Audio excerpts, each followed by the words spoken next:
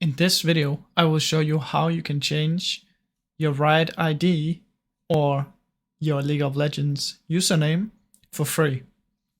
Now what you need to do is you need to log into your League of Legends account.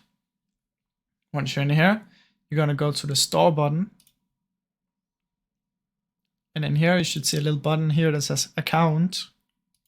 Go into this. And here you should see Riot ID change. Click on this and continue. It will open up a browser that's going to look like this. You need to log in first. Then once you're logged in, you will see Riot ID. This is your League of Legends name. And this is your tagline. This is what the name and tagline is when people search for you. So this is my name right now.